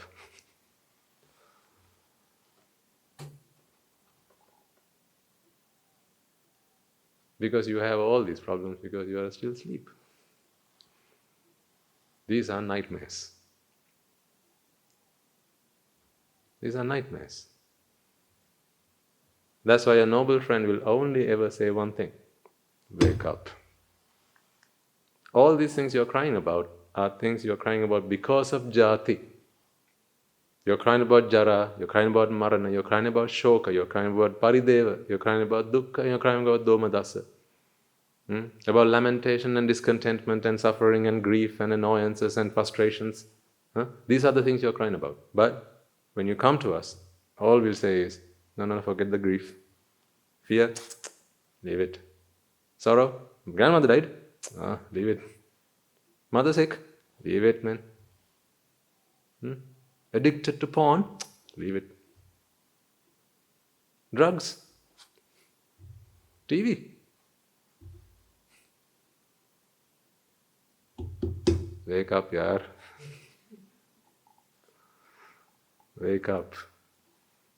Anicca, dukkha, anatta. That is the wake-up call. Once you are woken up, all those nightmares disappear like that.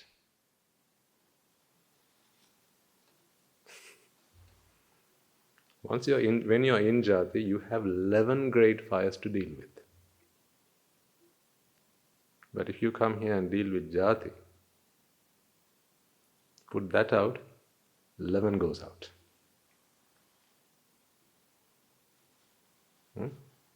So, last words I have to say, wake up. Right, let's take a moment then, transfer the merits that we have all acquired, and resolve that may, by these merits, in whatever guise our merits might come to us, either as friend or foe, that we will embrace them and we will make use of them on our journey to Nibbana. Let us take a moment then to transfer the merits that we have all acquired by making offerings to the infinite virtues of the Noble Triple Gem and chanting Pirit, listening to the Dhamma and engaging in various meritorious deeds today. First and foremost, let us remind ourselves how incredibly fortunate we are to be in receipt of the Lord Buddha's teaching, and with immense gratitude let us transfer these merits to the bhikkhus and bhikkhunis, upasakas and upasikas who since time immemorial have protected and preserved the sublime teachings of the Buddha and passed it down through the generations of the noble lineage, in the form of the Tripitaka, which is thankfully available to us today to study, understand and comprehend the Dhamma. Let us transfer the merits we have acquired today to all members of the Mahasangha, present throughout the world, including the chief prelates of all of the chapters, who have dedicated their lives to the noble path and have committed themselves towards the betterment of all sentient beings. Let us not forget that among them are the monks and nuns resident in your local temples and nunneries, who have always been by your side through thick and thin, come rain or shine. Let us transfer these merits to Guru Swami Nuhanse, as well as all the teachers resident at the monastery, the monks, anagarikas and anagarikas attached to the monastery. Let us take a moment to transfer these merits and express our gratitude to those who make great efforts to disseminate the teachings of the Buddha, and be that by transliterating these sermons, sharing them out with others, or inviting others to join them. And may, through the power of these merits, if any of them have been born in the woeful plane, they redeem themselves and be born in the blissful plane. May, through the power of these merits, they abstain from the unmeritorious deeds, fulfill the meritorious deeds, fulfill the noble eightfold path, and may they all attain the supreme bliss of Nibbana. Sadhu, sadhu, sadhu. Let us take a moment to transfer the merits we have acquired to our devotees, friends of the monastery, who for the sake of merits continue to sustain the Mahasangha. This includes everyone from those of you who have contributed to the construction of the monastery, to those who provide the Mahasangha with shelter, alms, robes and medicines, as well as those who have passed on their know-how and continue to extend their well wishes. May, through the power of these merits, they abstain from the unmeritorious deeds, fulfill the meritorious deeds, fulfill the noble eightfold path, and may they all attain the supreme bliss of Nibbana. Sadhu, sadhu, sadhu. Let us take a moment to transfer merits to our mothers, fathers, husbands and wives, brothers and sisters, sons and daughters, grandparents, uncles, aunts, cousins, nephews and nieces, our elders, friends and acquaintances, employers, employees, and to all those who helped, supported and assisted us along the way. And by the power of these merits, may they be healed of any physical and mental ailments and overcome any obstacles to their spiritual progress. May they abstain from the unmeritorious deeds, fulfill the meritorious deeds, fulfill the Noble Eightfold Path, and may they all attain the Supreme Bliss of Nibbana. Sadhu, sadhu, sadhu. Let us take a moment to transmit to the Devas and Brahmas, spirits and demons, primarily the Sakadeva, as well as all the numerous gods and deities who are committed to protect and fulfill the Sambuddhasasana. Let us transmit to our guardian deities who keep a watchful eye over us and keep us out of harm's way. May through the power of these merits they prosper in divine power and wisdom. May they abstain from the unmeritorious deeds, fulfill the meritorious deeds, fulfill the Noble Eightfold Path, and attain the Supreme Bliss of Nibbana. Sadhu, sadhu, sadhu.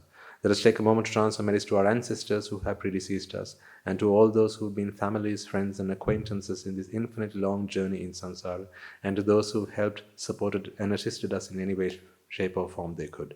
Let us transfer these merits to the members of the armed forces, as well as the police force, who sacrificed their lives to protect the peace and harmony of our nation. And may all those who lost their lives in the war, be their friend or foe, rejoice in the merits that we have acquired today. Let us transfer merits to all those who lost their lives in natural calamities such as tsunamis, earthquakes, landslides, pandemics, forest fires, blizzards, and so on, reminding ourselves that among them will be those who have been friends and family to us in this long journey in samsara. Let us take a moment to transfer merits to them, and may by the power of these merits, if any of them have been born in the woeful plains, redeem themselves and be born in the blissful plane. May they abstain from the unmeritorious deeds, fulfill the meritorious deeds, fulfill the Noble Eightfold Path, and may they all attain the Supreme Bliss of Nibbana. Sadhu, sadhu, sadhu. And let us all resolve that may, through the power and blessings of all the merits we have acquired throughout the day, we be able to witness the advent of many hundreds of thousands of arahants on this blessed land. And finally, may, through the power of all the merits we have acquired throughout the day, you and I, and everyone who's helped make this program a success, become an arahatan Vahanse, an arahatheranin Vahanse, in this very life itself, and in the era of the Gautama Supreme Buddha itself. Sadhu, sadhu, sadhu. May the blessings of the Noble Triple Gem be with you all.